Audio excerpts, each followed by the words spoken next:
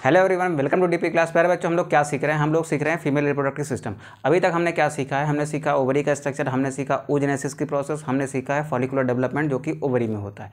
आज हम लोग क्या सीखने वाले हैं? आज हम लोग सीखने वाले हैं सेकेंडरी सेक्स ऑर्गन्स, किसके? फीमेल रिप्रोडक्टिव सिस्टम्स के। ठीक है, तो पहले थोड़ा सा रिकैप कर लेते हैं, समझ लेते हैं कि फीमेल रिप्रोडक्टिव सिस्टम होता क्या है। फीमेल रिप्रोडक्टिव सिस्टम, देखिए फीमेल रिप्रोडक्टिव सिस्टम में हमने देखा है कि हमारे कुछ प्राइमरी सेक्स ऑर्गन्स होते हैं और कुछ क्या होते हैं? सेकेंडरी सेक्स ऑर्गन होते हैं।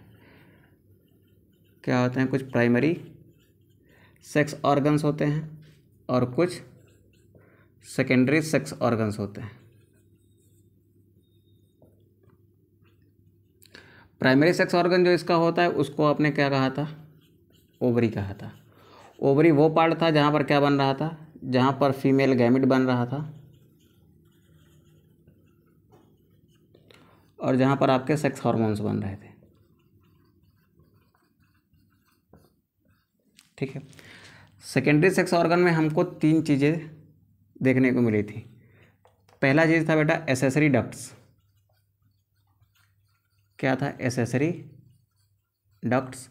सेकेंड क्या था? सेकेंड था हमारी रिप्रोडक्टिव ग्लैंड्स।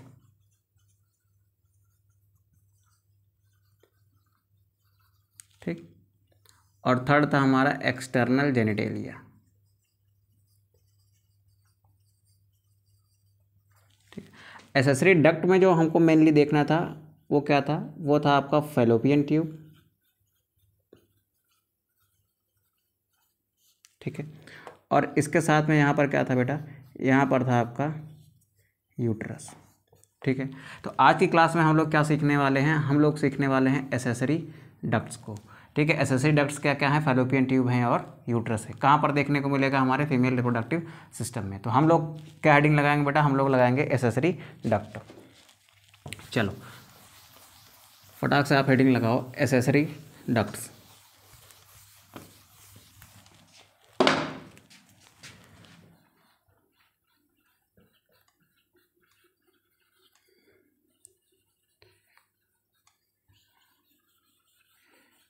देखिए एसेसरी डक्ट्स क्या होती हैं? फीमेल रिप्रोडक्टिव पार्ट में एसेसरी डक्ट में किसको किसको काउंट किया जाता है? आपकी फैलोपियन ट्यूब को और आपके यूट्रस को। तो क्या लिखोगे? Uterus and fallopian tube. Fallopian tube are the parts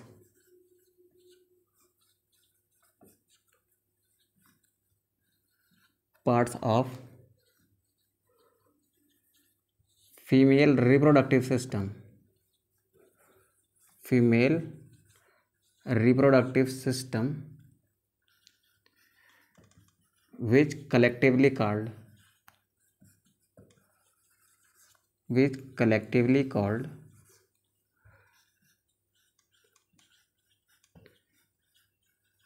accessory duct of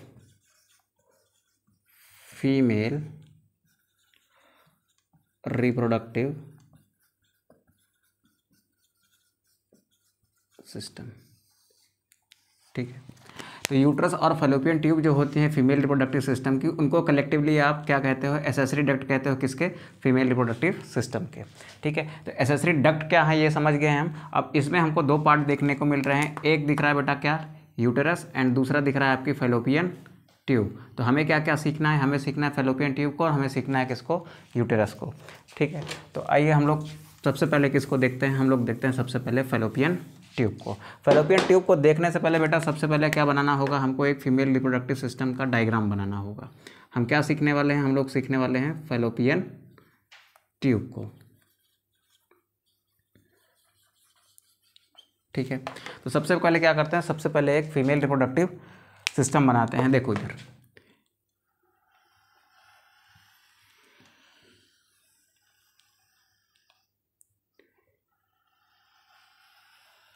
ये डायग्राम आप पहले भी ड्रा कर चुके हो और एक बार इसको समझने के लिए फिर से ड्रॉ कर लेते हैं, हमारा रिवीजन भी हो जाएगा।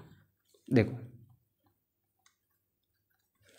ये जो पार्ट है ना, ये हमारा कौन सा पार्ट है? ये यूट्रस का पार्ट है। इस यूट्रस के पार्ट से लगी हुई, इस यूट्रस के पार्ट से ऐसे लगी हुई एक ट्यूब होती है जिसको हम लोग क्या कहते हैं, जिसको हम लोग कहते हैं फैलोपियन ट्यूब।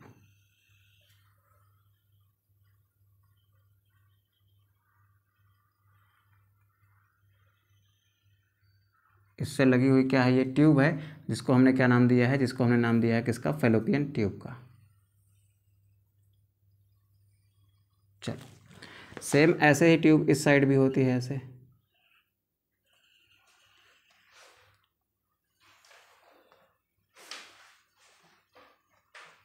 ठीक। तो ये जो ट्यूब आपको दोनों साइड दिख रही है ना, एक्चुअली क्या है बेटा, यही आपकी फैलोपियन ट्यूब है। क्या होती है फैलोपियन ट्यूब, अभी हम लोग समझते हैं। फिलहाल एक रिप्रोडक्टिव सिस्टम बना लेते हैं फीमेल का, फिर हम इसको देखेंगे कि फैलोपियन ट्यूब क्या होती है, क्या क्या चीज़ें इसमें होती है, सब बात की बात है। अब यहाँ पर देखो, ये वाला हिस्सा जो किनारे की तरफ है, नीचे की तरफ आप देख रहे हो, जिसको हम ये पूरा ब्लैक कर देते हैं,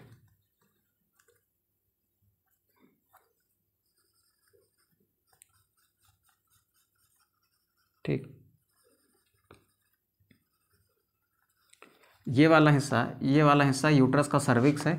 इसी से क्या लगा होता है बेटा, इसी से लगी हुई हमारी वेजाइना होती है, जो आगे की तरफ ऐसे ओपन होती है, ठीक है। ये जो पार्ट आपको दिख रहा है ना, ये पार्ट क्या है आपका, यूटेरस है। क्या है बेटा, ये यूट्रस है। यूट्रस के आपको देखने को मिलेंगे कितने पार्ट बेटा, 3 पार्ट। कितने पार्ट, 3 पार्ट्स, ठीक है। इसका पहला पार्ट ये हो गया, ये वाला जिसको आप कहते हो सर्विक्स। ये ब्लैक वाला जो पार्ट आपको दिख रहा है, ये क्या है आपका, एक्चुअली में क्या है, ये आपका सर्विक्स है, ठीक है। दूसरा पार्ट बेटा इसका बॉडी पार्ट होता है। क्या कहलाता है, इसका बॉडी पार्ट कहलाता है। ये जो आपको दिख रहा है ना, ये क्या है, इसका बॉडी पार्ट है। ये वाला जो वाइट वाला ये पूरा दिख रहा है, ये क्या है आपका, ये यूट्रस का बॉडी पार्ट है। अब आप ऊपर देखिए, ऊपर इसमें जो सबसे ऊपर दिख रहा है, ये वाला हिस्सा जिसको हम रेड डॉट से दिखा रहे हैं, ये वाला, इसको बेटा आप क्या कहते हो, इसको आप कहते हो फंडस, ठीक है। यहाँ से लेकर इस पॉइंट से लेकर इस पॉइंट तक का स्ट्रक्चर क्या कहलाता है, फैलोपियन ट्यूब कहलाता है, ठीक है। ये जो नीचे आपको दिख रही है ना, ये इस बीच में खाली स्थान जो है ना, इसको आपने कह दिया, ये क्या है बेटा, वेजाइनल कैनाल है, ठीक है। ये पार्ट क्या है, ये पार्ट आपका वेजाइना है। ये सर्विक्स के बीच में देखो खाली जगह, ट्यूबुलर खाली स्ट्रक्चर दिख रहा है ना, ये वाला खाली स्ट्रक्चर जो दिख रहा है,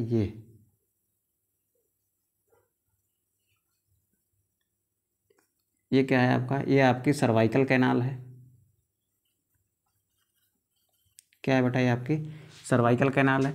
और यहाँ पर जो कैविटी दिख रही है, ये खाली जगह, बॉडी पार्ट और फंडस के बीच में ये जो खाली जगह दिख रही है पूरी ना, जिसमें हमने रेड कलर का मटेरियल भर दिया, ये क्या है, ये है आपकी यूटेराइन कैविटी। क्या है ये, यूटेराइन कैविटी। तो ये तो हो गई हमारी जनरल बात किसकी, फीमेल रिप्रोडक्टिव सिस्टम की। हमको क्या देखना है बेटा, हमको आज की क्लास में देखना है फैलोपियन ट्यूब को, और देखना है किसको, यूट्रस को। तो हम बात करेंगे किसकी, अभी हम बात करेंगे फैलोपियन ट्यूब की। तो फैलोपियन ट्यूब क्या होता है, देखो इधर फैलोपियन ट्यूब क्या है। पहली बात तो एक लॉन्ग स्ट्रक्चर है, देखो लंबा स्ट्रक्चर है, ठीक है। दूसरी बात कैसा है बेटा, ट्यूबुलर है कि नहीं, एक ट्यूब के जैसा है कि नहीं है, ट्यूब के जैसा है।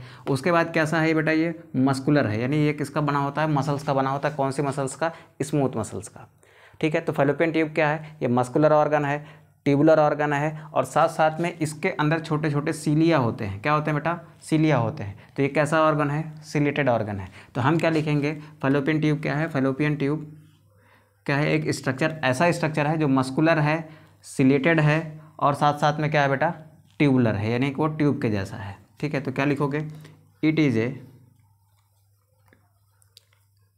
ए tubular muscular and ciliated structure, ठीक है। कैसा क्या है बेटा, फैलोपियन ट्यूब एक तरीके का ऐसा स्ट्रक्चर है जो ट्यूबुलर है, मस्कुलर है और सिलेटेड है। ट्यूबुलर है तो इसका मतलब है कैसा है बेटा, ये ट्यूब लाइक है। देखो इसके अंदर खाली स्पेस है कि नहीं है, कोई चीज़ इसके अंदर फ्लो कर सकती है कि नहीं कर सकती, बिल्कुल कर सकती है, तो ये ट्यूब लाइक हो गया। मस्कुलर है, इसका मतलब किसका बना होगा बेटा, मसल्स का बना होगा। किसका बना होगा ये बना होगा मसल्स का। अब सवाल है कि कौन सी मसल्स का बना होता है, तो इसका आंसर है स्मूथ मसल्स का। किसका बना होगा बेटा ये बना होगा आपका स्मूथ मसल्स का, ठीक है। उसके बाद क्या आपको दिखते हैं, आपको दिखते हैं बेटा इसमें इपीथेलियल सेल्स। क्या दिखेंगे, इपीथेलियल सेल्स। कौन सी epithelial cells, columnar epithelial cells, जो कैसी होती हैं, सिलेटेड होती हैं। तो सिलेटेड हैं तो इसका मतलब इसमें क्या होते हैं, इसमें होते हैं सीलिया। और ये सीलिया कहाँ पाए जाते हैं बेटा, ये मौजूद होते हैं आपकी सिलिएटेड कॉलमनार इपीथेलियल सेल्स में। अब देखो इधर, ये जो इसकी वॉल है ना, यहाँ पर क्या होंगी, ऐसे कुछ सेल्स होंगी। क्या होंगी, यहाँ पर ऐसे सेल्स होंगी। इस साइड में भी होगी और इस साइड में भी क्या होंगी, ऐसे सेल्स होंगी, ठीक है। इसमें क्या होंगे, ऐसे छोटे छोटे से क्या हैं, सीलिया हैं। देखो इसमें ऐसे छोटे छोटे से क्या लगे हुए हैं, सीलिया लगे हुए हैं। ये हो गए आपके छोटे छोटे से सीलिया। इस वाली लेयर को ही हमने क्या कह दिया, ये क्या है, सिलिएटेड कॉलमनार इपीथेलियल सेल्स है, ठीक है। ये सेल्स जो है ना, ये क्या है, आपकी सिलिएटेड कॉलमनार इपीथेलियल सेल्स है। अब सवाल ये आता है कि ये आपकी फैलोपियन ट्यूब की लेंथ कितनी होती है, ठीक है। कितनी लंबाई होती है बेटा इसकी, यहाँ से लेकर यहाँ तक की लंबाई होती है 12 से 14 सेंटीमीटर, या कहीं कहीं पर आपको 10 से 12 सेंटीमीटर भी लिखी दिखाई देगी, ठीक है। तो लंबाई कितनी होती है इसकी, 10 से 12 सेंटीमीटर या फिर 12 से 14 सेंटीमीटर, ठीक है। आप इसको ही कंसीडर करिएगा 10 से 12 सेंटीमीटर को, ठीक है। यहाँ तक क्लियर है। अब आगे बढ़ते हैं। अब फिर हम देखते हैं कि ये कहाँ से कहाँ तक फैली होती है। तो आप अगर इस स्ट्रक्चर को ध्यान से ऑब्जर्व करने की कोशिश करो, जो हमने पहले बनाया था, तो यहाँ पर हमने क्या बनाया था, बीच में यहाँ पर बनाई थी बेटा, दोनों साइड पर हमने ओवरी क्या बनाई थी, ऐसे यहाँ पर हमने ओवरी बनाई थी। आलमंड शेप क्या बनाई थी, ओवरी बनाई थी, जो ओवेरियन लिगामेंट से किससे जुड़ी हुई थी, यूटेरस से ऐसे जुड़ी हुई थी, ठीक है। ये जो आपकी फैलोपियन ट्यूब की ये वाली हिस्से हैं, किनारे वाले हिस्से हैं ना, ये ओवरी के पास ऐसे चारों तरफ पाए जाते हैं। ये वाला हिस्सा भी कहाँ होता है, ये ओवरी के पास ऐसे चारों तरफ। चलो, तो ये वाला हिस्सा भी क्या कहलाता है बेटा, ये भी इसका एक फैलोपियन ट्यूब का एक पार्ट है। इसको देखेंगे बाद में क्या होता है। हम ये क्या कहेंगे कि फैलोपियन ट्यूब कहाँ से कहाँ तक होती है बेटा, तो ओवरी से लेकर फैली होती है कहाँ तक, यूट्रस तक। तो हम क्या लिखेंगे, इसकी लोकेशन क्या है, तो fallopian tube is situated, fallopian tube is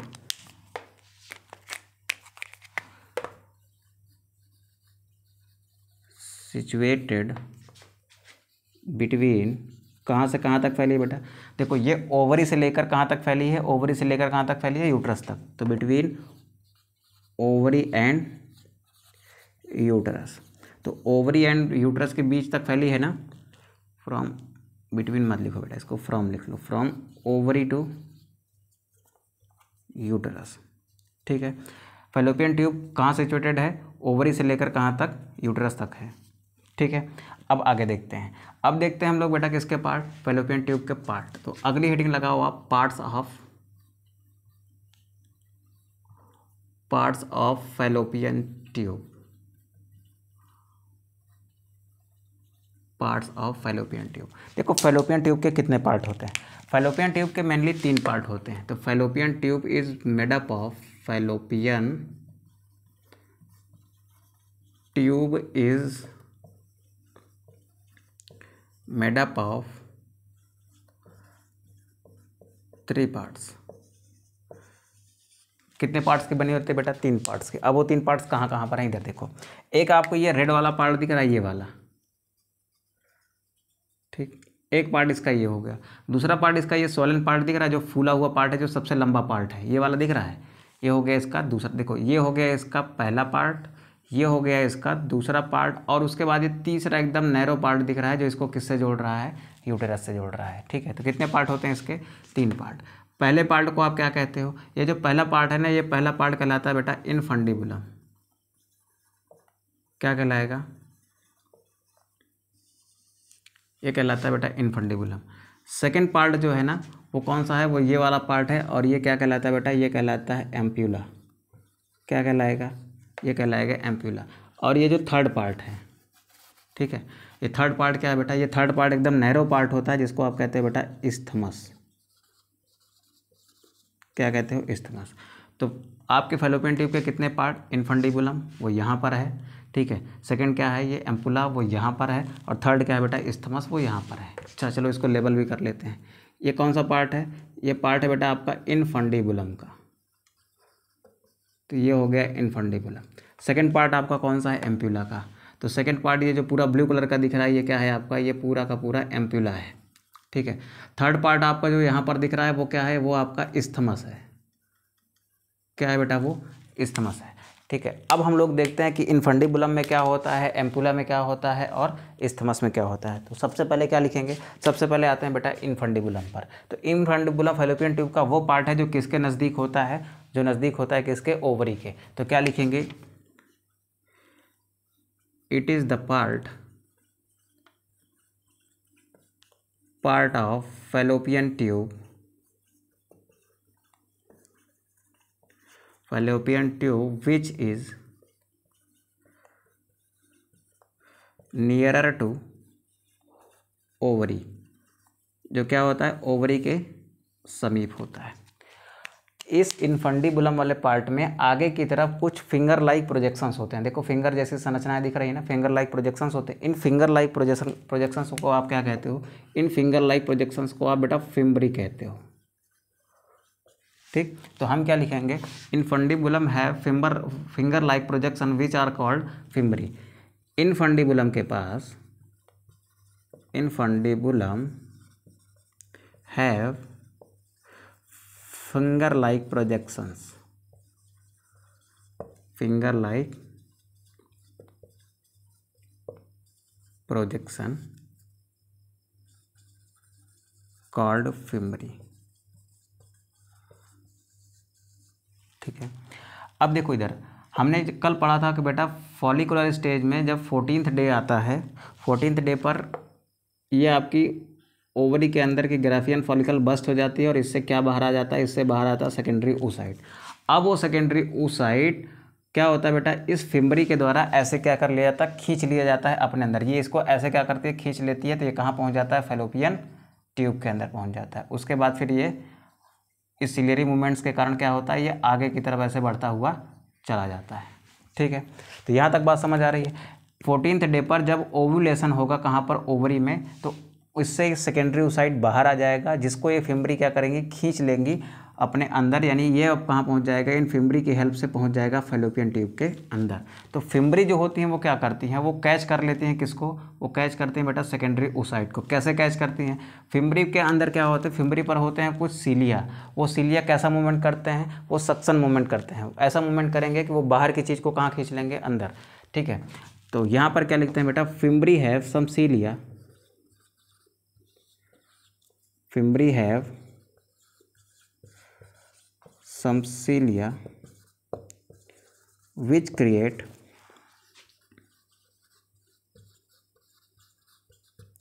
suction.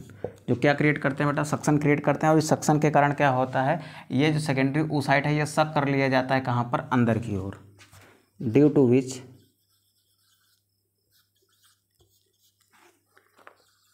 To which ovulated secondary oocyte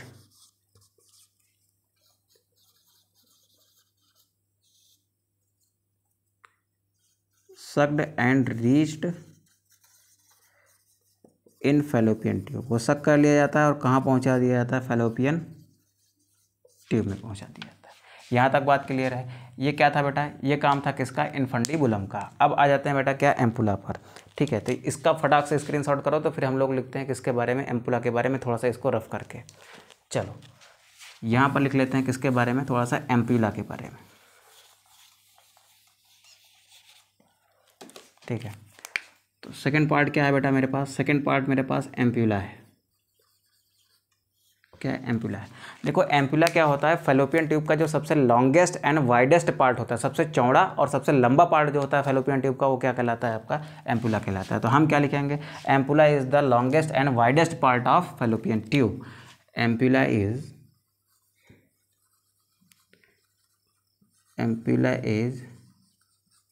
longest and widest part of fallopian tube. यहाँ तक की बात क्लियर है बेटा। एम्पुला क्या होता है कि लॉन्गेस्ट पार्ट होता है और वाइडेस्ट पार्ट होता है किसका, फैलोपियन ट्यूब का। ठीक है, अब एम्पुला में क्या होता है, देखिए ये सेकेंडरी वो साइड जो यहाँ से यहाँ पहुँचा है, ये सिलेरी मूवमेंट इसको खींच के कहाँ ले लेंगे, आगे को ले लेंगे, यानी इसको पहुँचा देंगे कहाँ पर, एम्पुला में। अब अगर इस फीमेल के साथ में किसी मेल का फिजिकल रिलेशन हुआ है, यानी क्वाइटस हुआ है, तो मेल का स्पर्म यहाँ पर डिपॉजिट हुआ होगा, वो स्पर्म मूव करते हुए बेटा यहाँ पर आएगा और इस सेकेंडरी oocyte के साथ कंबाइन करेगा, और ये सेकेंडरी oocyte स्पर्म के आने पर क्या किसमें चेंज होगा, ओवा में चेंज होगा, और ओवा और स्पर्म फर्टिलाइज करके क्या बनाएंगे, जाइगोट बनाएंगे। यानी प्रोसेस ऑफ फर्टिलाइजेशन कहाँ हो रही है, एम्पुला में। ठीक है, तो एम्पुला क्या है, एम्पुला फैलोपियन ट्यूब का वो प्लेस है जहाँ पर किसकी प्रोसेस होती है, फर्टिलाइजेशन की प्रोसेस होती है। मोस्ट इंपॉर्टेंट पॉइंट है ये, ध्यान से लिखेंगे बेटा इसको। क्या लिखेंगे हम लोग, ampulla is the site of fertilization. Ampulla क्या है, साइट ऑफ फर्टिलाइजेशन, मतलब ये वो जगह है जहाँ पर क्या होता है, फर्टिलाइजेशन होता है। तो ये बेटा आपका इंपॉर्टेंट पॉइंट है, ध्यान से लिखेंगे इसको। Ampulla is the part, ampulla is the part of fallopian tube where fertilization takes place, जहाँ पर क्या होता है, फर्टिलाइजेशन की प्रोसेस होती है। ठीक है, सबसे लॉन्गेस्ट पार्ट होता है और सबसे वाइडेस्ट पार्ट होता है। ठीक है, अब फिर आता है लास्ट में बेटा आपका तीसरा पार्ट, उसको चलो यहाँ लिख लेते हैं। तीसरा पार्ट क्या है हमारा, इस्थमस है। तो थर्ड पार्ट मेरा क्या है, थर्ड पार्ट मेरा इस्थमस है। ठीक है, इस्थमस को क्या कहोगे, it is the narrowest part of the fallopian tube. पूरे फैलोपियन ट्यूब का सबसे नैरो पार्ट कौन सा है, इस्थमस है। और कैसा है बेटा, बहुत छोटा पार्ट है, नैरो पार्ट है, और फैलोपियन ट्यूब को कनेक्ट करता है किसके साथ में, कनेक्ट करता है बेटा यूट्रस के साथ में। तो आप क्या लिखोगे, आप लिखोगे it is the shortest and narrowest part, it is the shortest and narrowest part of fallopian tube। ठीक है, और क्या करता है बेटा ये, और ये कनेक्ट करता है किसको, ये कनेक्ट करता है फैलोपियन ट्यूब को किसके साथ में, यूट्रस के साथ में। And it connects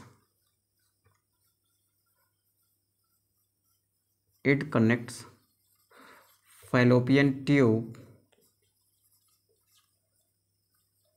with uterus. किसके साथ कनेक्ट कर रहा है ये फैलोपियन ट्यूब को, यूटरस के साथ कनेक्ट कर रहा है। यहाँ तक की बात क्लियर है बेटा।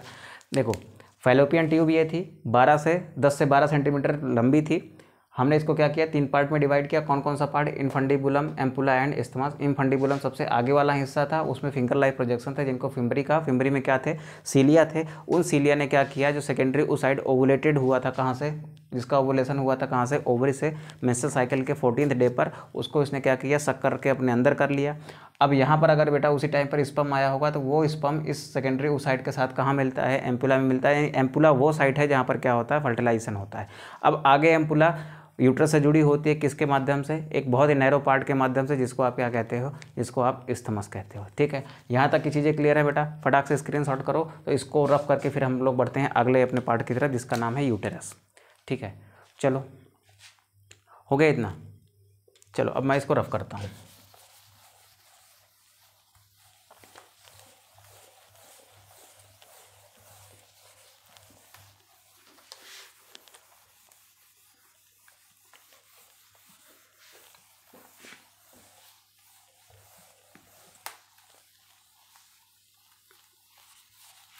चलो अगली हेडिंग लगाएंगे बेटा हम लोग किसकी, यूटेरस की।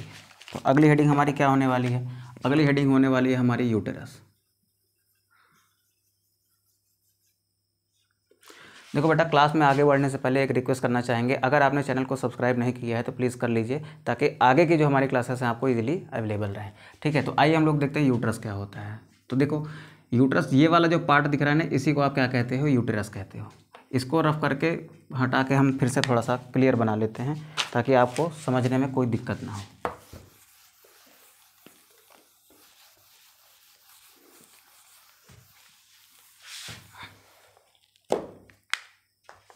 चलो,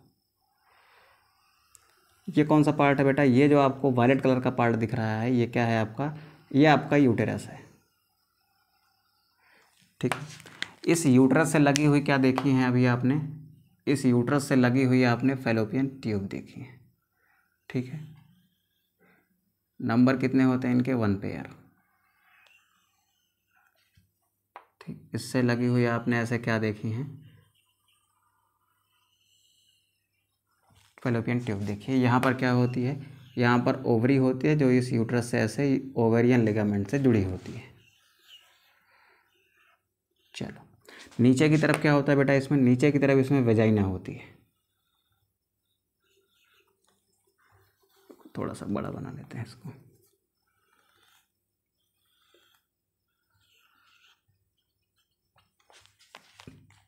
ठीक है, अब यूट्रस कैसा ऑर्गन है, देखो यूट्रस के अंदर यहाँ पर ये ट्यूब दिख रही है कि नहीं दिख रही, खाली जगह दिख रही है ना। तो यूट्रस पहली बात तो कैसा है, ट्यूबुलर है। और फिर यहाँ पर क्या होगी बेटा, मसल्स होती है कि नहीं होती है, हाँ मसल्स होती हैं, तो ये मसल्स वाला ऑर्गन है। और साथ साथ में इस यूट्रस के अंदर ना ब्लड सप्लाई बहुत ज़्यादा होती है ना, ब्लड कैपिलरीज वगैरह, ब्लड वेसल्स वगैरह इसमें ज़्यादा होती है ना, ब्लड सप्लाई इसमें बहुत ज़्यादा होती है। तो ये कैसा ऑर्गन है बेटा, वैस्कुलर ऑर्गन है। तो हम क्या कहेंगे, ये फीमेल रिप्रोडक्टिव पार्ट का ट्यूबुलर, हाईली वैस्कुलर और कैसा, मस्कुलर ऑर्गन है। ठीक है, तो आप क्या लिखोगे, it is a tubular muscular and highly vascular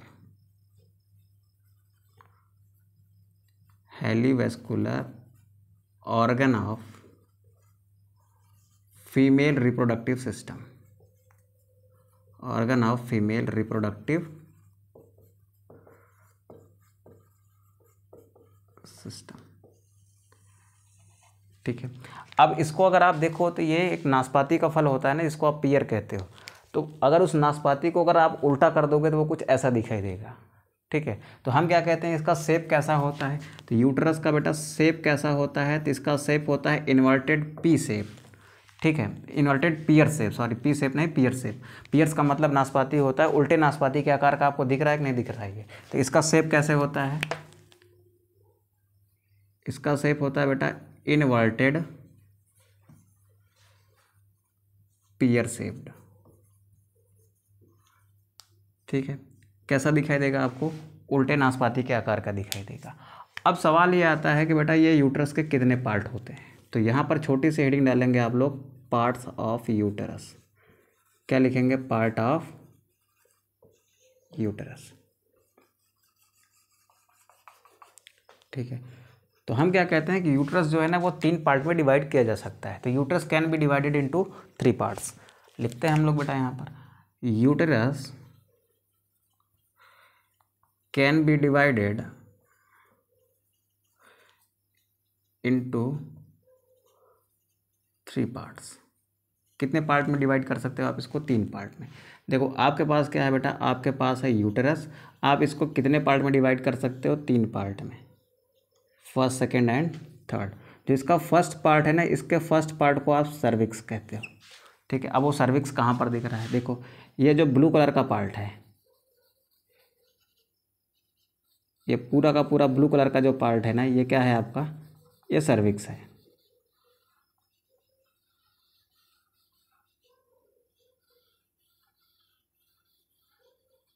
ठीक है, इस ब्लू कलर के पार्ट को आपने क्या कह दिया, ये आपका सर्विक्स है। ठीक है, दूसरा पार्ट इसका कहलाता है बेटा बॉडी पार्ट। लेक्चर के स्टार्टिंग में ही हमने कहा था, दूसरा पार्ट क्या कहलाता है, बॉडी पार्ट। अब देखो इधर, ये जो पार्ट आपको दिख रहा है ना, ये वाला, ये जो डॉटेड ब्लू लाइन वाला पार्ट है, ये क्या है बेटा इसका, ये इसका बॉडी पार्ट है। क्या है इसका, बॉडी पार्ट है। और उसके ऊपर आपको यहाँ पर ये रेड डॉट वाला आपको पार्ट दिख रहा है, ठीक है।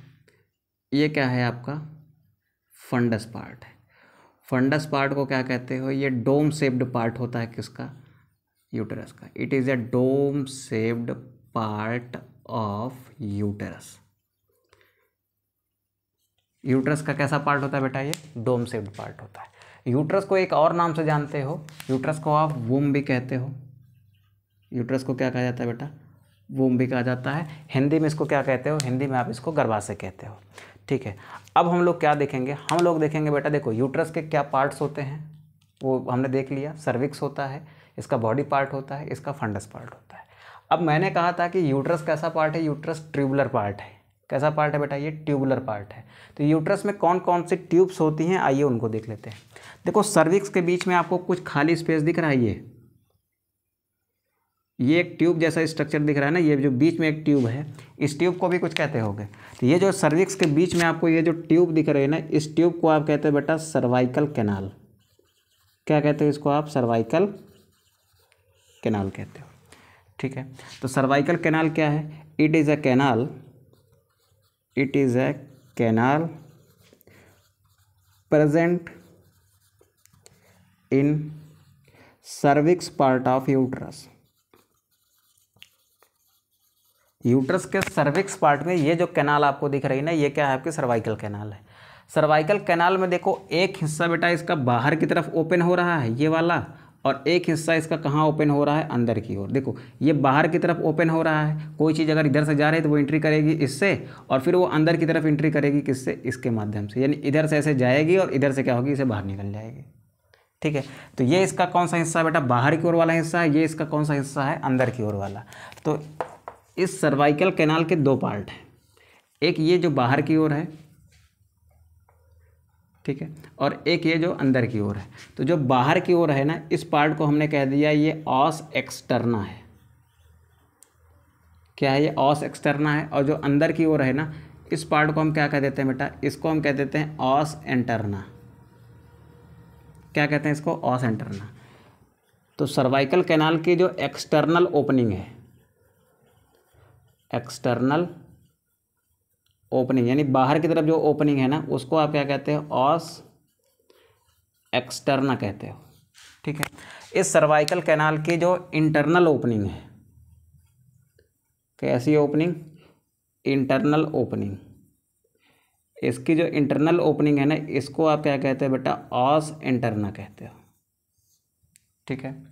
अब इसके अंदर की ओर जाने पर हमको क्या दिखाई देती है बेटा, एक कैविटी दिखाई देती है, ठीक है।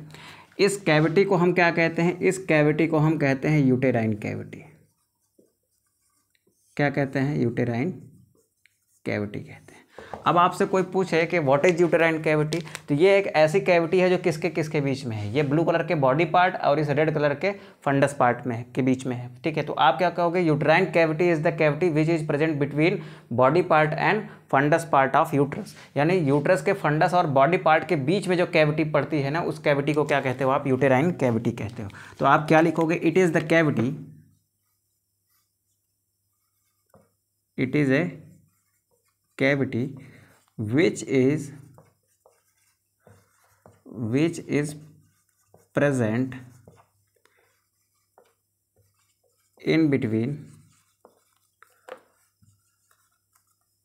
fundus and body part of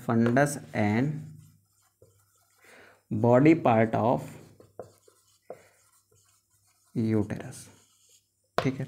यहाँ तक कोई दिक्कत है। यूटेराइन कैविटी क्या है, ये एक ऐसी कैविटी है जो कहाँ मौजूद होती है, फंडस और बॉडी पार्ट के बीच में मौजूद होती है, ठीक है। ये फेलोपियन ट्यूब जो है ना, ये आगे जाके ओपन होती है किसमें, इस बॉडी पार्ट में, ठीक है। इतनी बात आपको क्लियर हो गई बेटा। तो यूट्रस के कितने पार्ट्स होते हैं ये हमने देख लिया, यूट्रस के अंदर जो कैविटीज़ होती हैं वो भी हमने देख लिया। अब आगे की ओर देखो, यहाँ पर वेजाइना है बेटा, ये वाला हिस्सा क्या है, ये आपका वेजाइना है, ठीक है। वेजाइना के बीच में भी देखो एक खाली जगह आपको दिख रही है, इस खाली जगह को कहते हैं हम लोग वेजाइनल कैनाल। क्या कहते हैं बेटा इसको, वेजाइनल कैनाल। अब मान लो जब भी किसी एक बेबी का बर्थ होता है ना, तो बेबी इस यूट्रस में डेवलप होता है, लेकिन जब उसका बर्थ होगा ना तो वो इस कैनाल और इस कैनाल की हेल्प से होता है। यानी उसमें कौन कौन सी आती हैं, सर्वाइकल कैनाल और वेजाइनल कैनाल हेल्प करती हैं इस यूट्रस में पल रहे बेबी को बाहर लाने के लिए। तो सर्वाइकल कैनाल और वेजाइनल कैनाल, इन दोनों को मिलाकर हम लोग क्या कहते हैं बेटा, बर्थ कैनाल कहते हैं, क्योंकि एक बेबी का बर्थ जो होता है ना वो इन्हीं कैनाल के थ्रू होता है। तो क्या कहोगे आप, vaginal canal plus cervical canal, दोनों को मिला के आप क्या कहते हैं बेटा, आप कहते हो इसको बर्थ कैनाल। कहीं कहीं पर आप वेजाइना और सर्विक्स दोनों को मिलाकर भी बर्थ कैनाल कह सकते हो, वो मर्जी आपकी है। तो vaginal canal along with cervical canal is known as birth canal. लिख लेते हैं हम लोग, vaginal canal along with cervical canal known as birth canal. ठीक है, यहाँ तक की बातें बेटा क्लियर हो गई हैं। तो फटाक से आप इसका स्क्रीनशॉट करिए, फिर हम लोग बढ़ते हैं आगे। और आगे हम लोग देखते हैं यूट्रस की हिस्टोलॉजी को। किसको देखेंगे, यूट्रस की हिस्टोलॉजी को। तो अगला जो हमारा टॉपिक होने वाला है वो है यूट्रस की हिस्टोलॉजी। तो फटाक से आप इसका स्क्रीनशॉट करिए, तो फिर हम लोग आगे बढ़ते हैं।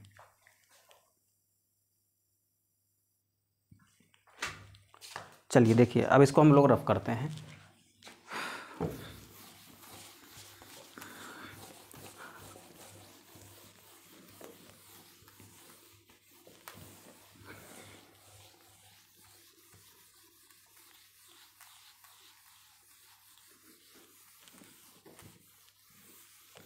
चलो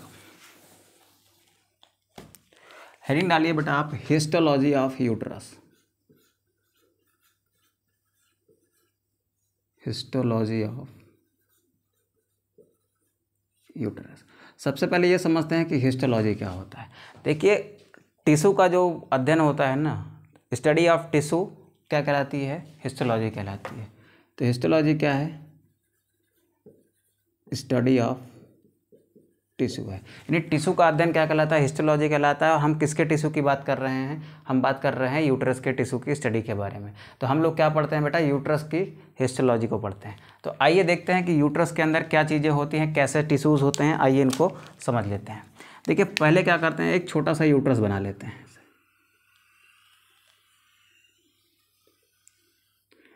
ठीक है, थोड़ा सा बार बार ड्रॉ करना पड़ रहा है, आप इसको ऐसे समझ लीजिएगा। थोड़ा सा इसको ब्रॉड कर लेते हैं ताकि समझ में अच्छे से आ जाए। ये ऐसे, इसको भी थोड़ा सा ब्रॉड कर लिया ऐसे।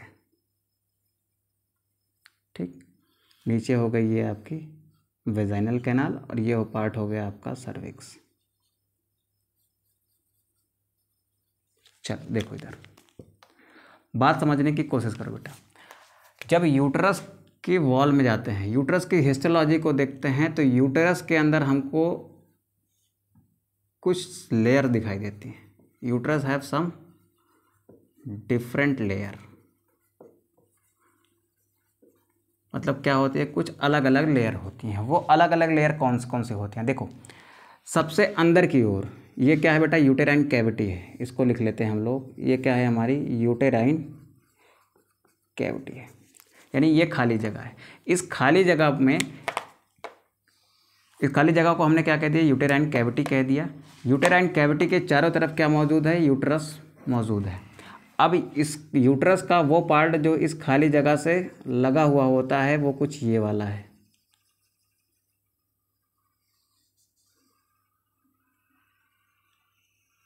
ये वाला।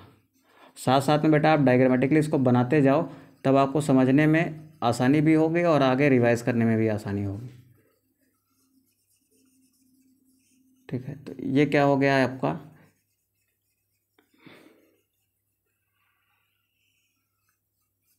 ये यूट्रस का वो पार्ट है जो आपके यूटेराइन कैविटी से लगा हुआ है। अब देखो, अगर मैं बाहर से एंट्री करूंगा तो सबसे अंदर वाला पार्ट नज़र आ रहा है कि नहीं नज़र आ रहा है। तो ये जो सबसे अंदर वाला पार्ट है ना, जो वायलेट कलर का है, इस पार्ट को बेटा हम लोग क्या कहते हैं, इस पार्ट को हमने नाम दे दिया एंडोमेट्रियम का।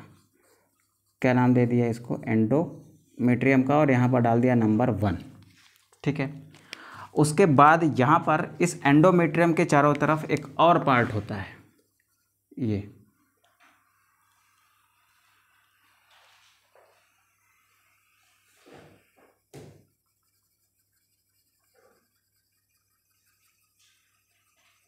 इस एंडोमेट्रियम के चारों तरफ इस पार्ट को आप क्या कहते हो, इस पार्ट को बेटा आप मायोमेट्रियम कहते हो। इसकी सेल्स क्या होती हैं, एंडोमेट्रियम के सेल्स से थोड़ा सा डिफरेंट होती हैं। ठीक है, ये क्या है आपका, ये आपका है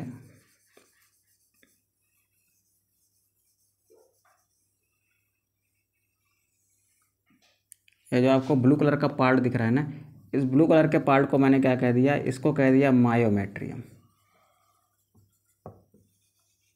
क्या कह दिया बेटा हमने, इसको कह दिया मैंने मायोमेट्रियम। अब इसके बाहर बाहर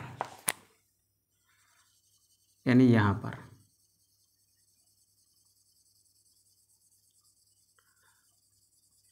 इस पूरे पार्ट में एक और टिश्यू होता है जिसको हम कहते हैं बेटा पेरीमेट्रियम। तो ये जो ग्रीन कलर का पार्ट आपको दिख रहा है चारों तरफ, ये क्या है आपका, ये आपका पेरीमेट्रियम है।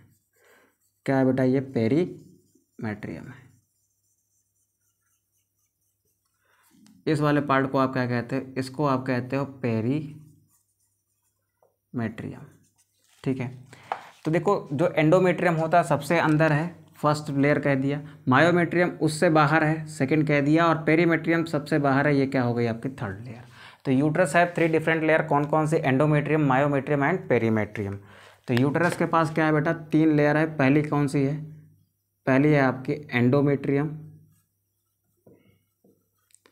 सेकंड कौन सी है बेटा, सेकंड है आपकी मायोमेट्रियम। थर्ड कौन सी है, थर्ड है आपकी पेरीमेट्रियम। ठीक है, और ये जो सीक्वेंस है ना, ये कैसे है बेटा, ये इनर टू आउटर है, यानी अंदर से कहाँ है, बाहर की ओर, इनर टू आउटर है। तो ये सबसे क्या है, ये इनर मोस्ट होगी और ये क्या है बेटा, आउटर मोस्ट होगी। ये सबसे अंदर होगी, ये सबसे बाहर होगी। ठीक है, तो ये 3 लेयर्स होती हैं किसकी बेटा, यूट्रस की वॉल की। ये जो यूट्रस की वॉल दिख रही है उसमें कितनी लेयर आपको दिखाई देंगी, 3 layer, endometrium, myometrium and perimetrium. अब इन तीनों लेयर को अच्छे से कायदे से समझते हैं कि इन तीनों में क्या क्या चीज़ें होती हैं, किस तरीके की सेल्स की ये बनी होती हैं। तो सबसे पहले बेटा आप हेडिंग लगाइए किसको, एंडोमेट्रियम को। किसको लगाएंगे बेटा आप, एंडोमेट्रियम को। तो ये हो गई आपकी एंडोमेट्रियम। सबसे पहली बात क्या लिखोगे, सबसे पहली बात आप ये लिखोगे कि ये जो एंडोमेट्रियम है सबसे कैसी लेयर है बेटा, सबसे इनर लेयर होती है। ठीक है, तो क्या लिखोगे, इट इज ए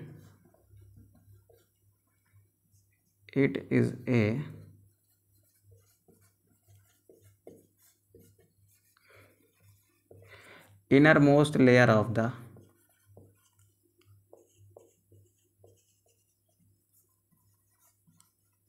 यूटेरस। जो किसके कांटेक्ट में रहती है बेटा, जो कांटेक्ट में रहती है किसके, यूटेराइन कैविटी के, which is in contact with uterine cavity. जो यूटेराइन कैविटी के क्या रहती है बेटा, कांटेक्ट में रहती है। ठीक है, अब सवाल ये है कि ये किस तरीके की सेल्स की बनी होती है। तो ये बनी होती है बेटा, एंडोमेट्रियम की 2 खास बात याद रखना। कितनी खास बात, 2 खास बात।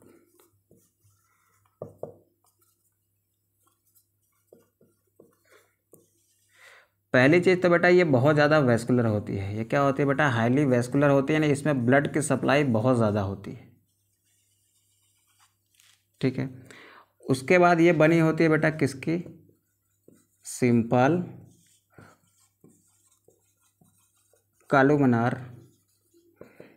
इपिथेलियल सेल्स की। ठीक है, इस सिंपल कॉलुमनार इपिथेलियल सेल से मिलकर क्या बनती हैं बेटा, इससे बनती हैं कुछ ग्लैंड्स। क्या बनती हैं, ग्लैंड्स बनती हैं, उनको आप कहते हो एंडोमेट्रियल ग्लैंड। उनको आप क्या कहते हो, उनको आप कहते हो एंडोमेट्रियल ग्लैंड्स। ठीक है, आप फटाक से इसका स्क्रीनशॉट करो, तो फिर हम लोग एंडोमेट्रियम के बारे में थोड़ा सा और जानने की कोशिश करते हैं। चलो देखो इधर, इसको अब रब कर दें क्योंकि इसका काम तो अब रह नहीं गया है।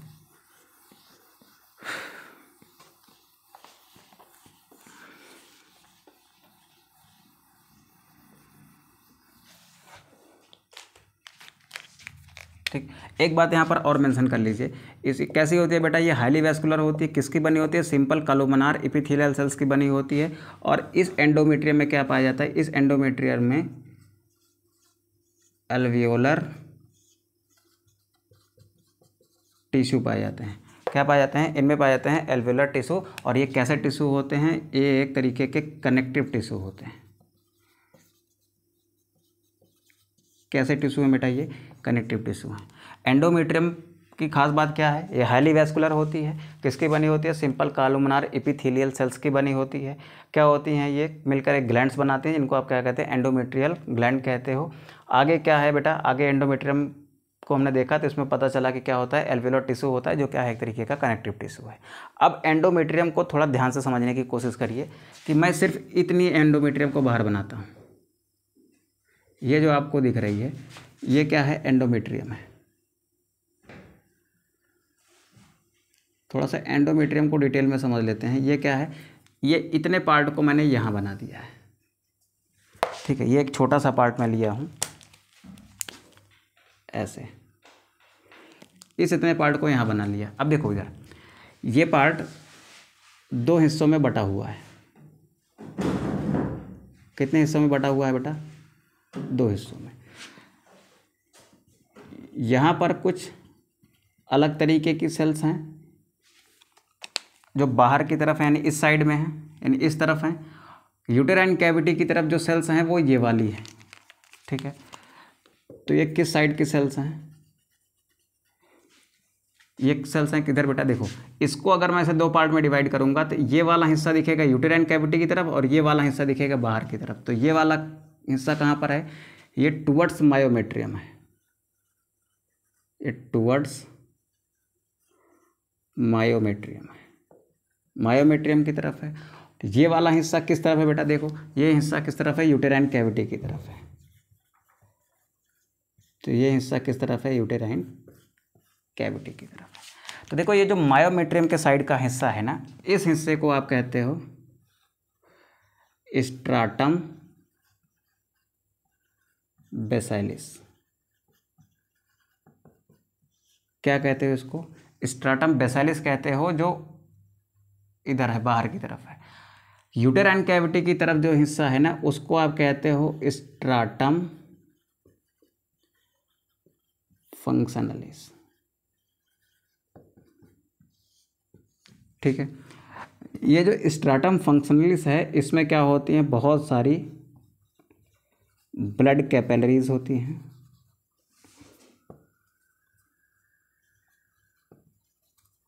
क्या होती हैं, ब्लड कैपिलरीज होती हैं। ठीक है, जिसके कारण इस वाले हिस्से में ब्लड सप्लाई बहुत ज़्यादा होती है। तो देखो जो मेंस्ट्रुअल साइकिल के फर्स्ट 5 दिन होते हैं, जो फीमेल्स में जो पीरियड्स आते हैं उनमें जो ब्लीडिंग होती है वो लगभग 5 दिन की होती है। तो उस 5 दिन की ब्लीडिंग में एक्चुअल में बाहर क्या आता है, देखो जो ब्लीडिंग में जो ब्लड बाहर आता है ना, उसके साथ साथ में एंडोमेट्रियम बाहर आती है। अब एंडोमेट्रियम भी कौन सी बाहर आएगी, देखो इधर अंदर की तरफ कौन सी एंडोमेट्रियम है, अंदर की तरफ है स्ट्राटम फंक्शनलिस। तो यही फंक्शनलिस क्या होती है, यहाँ से सेड होती है, यानी यहाँ से टूट जाती है। टूटने के साथ साथ यही क्या होती है, यहाँ पर मेंस्ट्रुअल साइकिल के फर्स्ट 5 डेज में क्या होती है, टूट कर वो पूरी तरीके से क्या होती है, बाहर हो जाती है। ठीक है, मेंस्ट्रुअल साइकिल 28 डेज़ की होती है। ठीक है, 28 दिन की वो पीरियड वाली साइकिल होती है। और उस पीरियड वाली साइकिल में क्या होता है, ये जो एंडोमेट्रियम की स्ट्राटम फंक्शनलिस है, ये क्या करती है, यहाँ से ब्रेक होती है। ब्रेक होने के बाद क्या होती है बेटा, ये यहाँ से बाहर आ जाती है, वेजाइना के थ्रू क्या होती है, बाहर आ जाती है। ठीक है, इसी को हम क्या कहते हैं, इसी को हम मेंसेस कहते हैं, यानी इसी को हम कहते हैं आपकी जो कहते हैं ना कि फीमेल्स में पीरियड्स आए हैं, वो क्या होते हैं, ये मेंसेस होता है, जिसमें आपकी स्ट्राटम फंक्शनलिस क्या होती है, टूट कर बाहर आती है, पहली चीज़।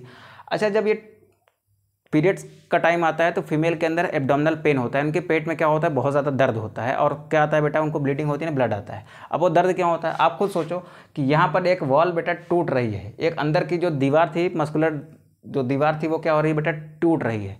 जब कोई दीवार टूटेगी तो वहाँ पर जो ब्लड कैपिलरीज होंगी वो ब्लड कैपिलरीज फट जाएंगी, इसमें बहुत सारी ब्लड कैपिलरीज थी, वो ब्लड कैपिलरीज फटती है, यहाँ से क्या होता है, ब्लड बाहर आता है, तो यहाँ से दीवार टूटेगी, इसी की वजह से क्या होता है बेटा, पेन होता है, पहली बात।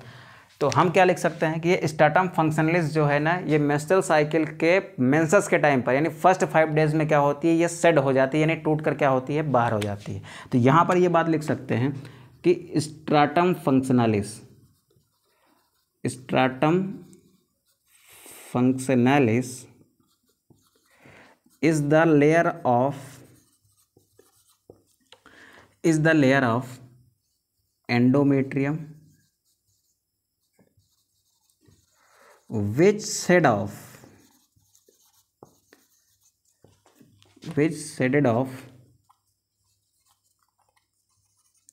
during menses. मेंसेस का मतलब वो टाइम जब ब्लीडिंग होती है, ठीक। तो मेंसेस का समय यही कि स्ट्रैटम फंक्शनलिस क्या होती है, टूटकर अलग हो जाती है। अब आप सोचो कि 28 डेज़ की जो साइकिल थी उसमें स्टार्टिंग के 5 डेज़ में तो ये स्ट्रैटम फंक्शनलिस हट गई, यानी अब ये क्या हो गया बेटा, फिनिश हो गई। अब बची क्या, जब ये टूट कर गिर जाएगी यानी अलग हो जाएगी तो बचेगी क्या, केवल बचेगी स्ट्रैटम बेसिलिस। तो स्ट्रैटम बेसिलिस क्या करती है बेटा, फिर से कैसे स्ट्रैटम फंक्शनलिस बना लेती है। तो ध्यान से सुनिए, स्ट्रैटम बेसिलिस की जो सेल्स होती हैं उसमें होती है माइटोसिस, और उस माइटोसिस के थ्रू क्या बन जाती है, फिर से स्ट्रैटम फंक्शनलिस बन जाती है। स्ट्रैटम फंक्शनलिस कहाँ से बनती है, तो ये बनती है स्ट्रैटम बेसिलिस में मौजूद सेल्स के माइटोसिस से। तो हम यहाँ पर लिख सकते हैं, यहाँ पर थोड़ा सा रफ करके लिख लेते हैं कि stratum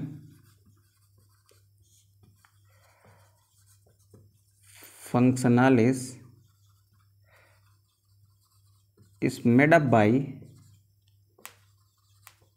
mitosis of cells of stratum बेसिलिस, ठीक है। तो अगर क्वेश्चन ये आ जाए कि एंडोमेट्रियम की वो कौन सी लेयर है, जो एंडोमेट्रियम का वो कौन सा पार्ट है जो मेंस्ट्रुअल साइकिल के टाइम पर क्या होता है, सेड ऑफ हो जाता है, यानी बाहर निकल आता है, जो टूट जाता है, वो कौन सा पार्ट होता है बेटा, वो होता है स्ट्रैटम फंक्शनलिस, ठीक। तो ये वो पार्ट है जो टूट के बाहर हो जाएगा, और बेसिलिस वो पार्ट है जो बना रहेगा, जो आगे जाके इसकी सेल्स क्या करेंगी, फिर से माइटोसिस द्वारा फिर से क्या बना देंगी, स्ट्रैटम फंक्शनलिस बना देंगी, ठीक है। तो ये थी बात किसकी बेटा, ये थी बात एंडोमेट्रियम की। आप फटाक से इसका स्क्रीनशॉट करो, तो फिर हम लोग आगे बढ़ते हैं और देखते हैं किसको, मायोमेट्रियम को, ठीक है। तो अगली हेडिंग लगाओ बेटा, मायोमेट्रियम। नोट्स आप प्रॉपरली बनाते जाओ, एक भी सवाल ऐसा नहीं होगा नीट वगैरह का जो यहाँ से मिस हो जाए, ठीक है। तो आप लिखिए अगला टॉपिक बेटा क्या है, मायोमेट्रियम। मायोमेट्रियम के लिए आप क्या लिखोगे, ये जो ब्लू कलर की लेयर दिख रही है ये क्या है, ये आपकी मायोमेट्रियम है। जो अंदर की तरफ है किसके, जो अंदर की तरफ है पेरीमेट्रियम के, लेकिन बाहर की तरफ है किसके, एंडोमेट्रियम के। तो एंडोमेट्रियम से बाहर होती है और क्या होती है बेटा, पेरीमेट्रियम के जस्ट अंदर होती है। तो मायोमेट्रियम क्या है, it is the layer, it is the layer of uterus wall which is present just outer to the endometrium and just inner to the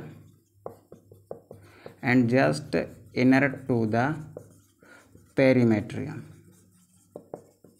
ठीक है। तो मायोमेट्रियम वो लेयर है जो जस्ट बाहर की तरफ होती है किसके, देखो यहाँ पर ये ब्लू वाली लेयर जो है ना, ये बाहर की तरफ है किसके, ये जस्ट बाहर की तरफ है किसके, एंडोमेट्रियम के, और जस्ट इनर है किसके, पेरीमेट्रियम के, ठीक है। यहाँ तक की चीज़ें क्लियर है बेटा। अब इस मायोमेट्रियम की क्या खास बात होती है, देखो जो मायोमेट्रियम की जो सेल्स होती है ना, उन पर पाए जाते हैं ऑक्सीटोसिन के रिसेप्टर। ऑक्सीटोसिन क्या होता है, हार्मोन होता है जो किस में हेल्प करता है, पार्चुरेशन में। अब देखो क्या होता है, मायोमेट्रियम पर क्या होते हैं, the myometrium have receptors of oxytocin. Oxytocin क्या है बेटा? एक हार्मोन है जो कहाँ से निकलता है? जो निकलता है पोस्टीरियर पिट्यूटरी से। वो क्या करता है? वो आपका कॉन्ट्रैक्शन कॉज करता है कहाँ? यूट्रस में। उसके कॉन्ट्रैक्शन से क्या होता है? जो ये इसमें फीटस डेवलप होता रहता है, जो इसमें एक बच्चा डेवलप होता रहता है, वो कहाँ आता है बेटा? वो बाहर की तरफ आता है, और इसमें कॉन्ट्रैक्शन की वजह से वो इस बर्थ कैनाल से क्या होता है? उसका जन्म होता है। ठीक है, तो ऑक्सीटोसिन के रिसेप्टर्स कहाँ होते हैं? वो होते हैं मायोमेट्रियम में। तो जैसे ही ऑक्सीटोसिन रिलीज होगा कहाँ पर? पिट्यूटरी ग्लैंड से, वो ऑक्सीटोसिन आके बाइंड करता है कहाँ पर? मायोमेट्रियम में। और मायोमेट्रियम किस जो लेयर होती है ना, फिर इसमें क्या होता है? कॉन्ट्रैक्शन होता है। जैसे ही ऑक्सीटोसिन निकलेगा पिट्यूटरी से, मायोमेट्रियम में क्या होते हैं? ऑक्सीटोसिन के रिसेप्टर्स होते हैं। इन रिसेप्टर्स के कारण मायोमेट्रियम में ऑक्सीटोसिन आके बाइंड करता है, जिसके कारण मायोमेट्रियम में क्या होता है? कॉन्ट्रैक्शन होता है। और इस कॉन्ट्रैक्शन की प्रक्रिया के कारण यहाँ पर क्या होता है बेटा? पार्चुरेशन होता है, यानी एक बच्चे का क्या होता है बेटा? जन्म होता है। तो ये रिसेप्टर्स ऑफ ऑक्सीटोसिन क्या करते हैं? ये बाइंड करते हैं किसके साथ? ये बाइंड विथ ऑक्सीटोसिन। किसके साथ बाइंड करेंगे बेटा? ऑक्सीटोसिन के साथ बाइंड करेंगे। बाइंड करने के साथ साथ क्या होगा? जब ये ऑक्सीटोसिन के साथ बाइंड करेंगे ना, तब क्या होगा? तब ये होगा कॉन्ट्रैक्शन ऑफ मायोमेट्रियम। मायोमेट्रियम क्या है बेटा? यूट्रस का एक पार्ट है। जब इसमें कॉन्ट्रैक्शन होगा तो इसके कॉन्ट्रैक्शन के कारण जो फीटस है या फिर जो डेवलपिंग चाइल्ड है, जो कहाँ पर बन रहा है बेटा? डेवलपिंग चाइल्ड मत लिखो, डेवलपिंग बेबी लिखो। डेवलपिंग बेबी है वो कहाँ पर डेवलप हो रहा है? फीमेल के यूट्रस में। तो वो यूट्रस से क्या होता है बेटा? बाहर आता है। और कौन सी प्रोसेस होती है? तो प्रोसेस होती है पार्चुरेशन की। ठीक है, पार्चुरेशन क्या है बेटा? जो आपकी डिलीवरी होती है, बच्चों के जो पैदा होने की प्रोसेस होती है ना, उसी को क्या कहते हो आप? पार्चुरेशन कहते हो। तो पार्चुरेशन में कौन हेल्प करता है? मायोमेट्रियम। क्यों हेल्प करता है? क्योंकि मायोमेट्रियम के पास क्या होते हैं? ऑक्सीटोसिन के रिसेप्टर्स होते हैं। ठीक है, अब एक चीज़ और ध्यान से समझ लेते हैं कि ये जो मायोमेट्रियम है ये कहाँ पर है? ये है एंडोमेट्रियम के जस्ट बाहर और पेरीमेट्रियम के अंदर। ठीक है, तो इसमें कॉन्ट्रैक्शन होगा तो ये इसको भी कॉन्ट्रैक्ट करा लेगा और इसको भी कॉन्ट्रैक्ट करा लेगा। ठीक है, अब लास्ट वाली लेयर पढ़ते हैं बेटा। लास्ट वाली लेयर क्या है? लास्ट वाली लेयर है मेरी बेटा पेरीमेट्रियम। पेरीमेट्रियम कहाँ होती है? सबसे बाहर की ओर होती है। तो अब हम लोग लास्ट में क्या देखने वाले हैं? हम लोग देखने वाले हैं पेरीमेट्रियम को। तो चलो तीसरी लेयर को हेडिंग बनाओ, आप लिखो पेरीमेट्रियम। पेरीमेट्रियम के लिए आप क्या लिखोगे? पेरीमेट्रियम वो लेयर है ना जो सबसे बाहर की ओर पाई जाती है। कहाँ पाई जाती है बेटा? सबसे बाहर की ओर पाई जाती है। तो क्या लिखोगे? It is the outer most layer. It is the outer most layer, outer most layer of the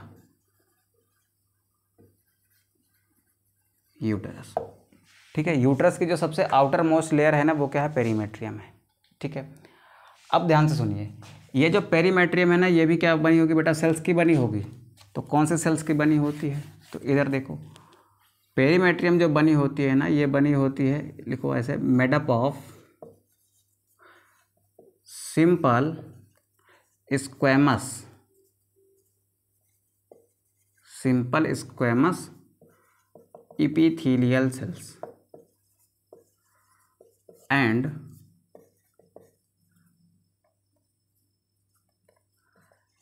areolar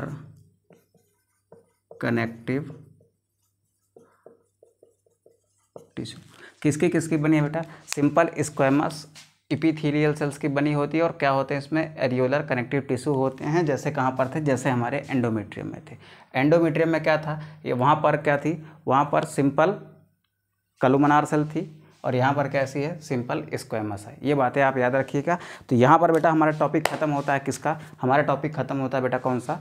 हमारा यूट्रस एंड वो आपकी फैलोपियन ट्यूब का। ठीक है, तो यहाँ तक क्लियर है। अच्छा, एक बात और याद रखिएगा कि जो फीमेल का फीटस डेवलप हो रहा होगा वो कहाँ डेवलप हो रहा होगा? वो तो एंडोमेट्रियम में डेवलप होता है ना बेटा। वो एंडोमेट्रियम में डेवलप होता है, यानी वो कहाँ पर होता है? वो कुछ ऐसे होता है। ये क्या है? आपका फीमेल एम्ब्रियो है। सॉरी, ये फीमेल के अंदर डेवलप होता हुआ एम्ब्रियो है। ठीक है, वो कहाँ डेवलप होता है? एंडोमेट्रियम में। ठीक है, तो इतनी बातें बेटा याद रखिएगा आप प्लीज़। चैनल को सब्सक्राइब किया है तो बहुत अच्छी बात है, नहीं किया है तो कर लीजिएगा और वीडियो को अपने दोस्तों के साथ शेयर करिएगा। मिलते हैं हम लोग नेक्स्ट क्लास में, और नेक्स्ट क्लास में हम लोग क्या सीखने वाले हैं, हम लोग सीखने वाले हैं फीमेल रिप्रोडक्टिव ग्लैंड्स के बारे में, ठीक है, जिसमें हम लोग सीखेंगे किसको, मेमरी ग्लैंड को, ठीक है। तो मिलते हैं नेक्स्ट लेक्चर में, तब तक के लिए जय हिंद।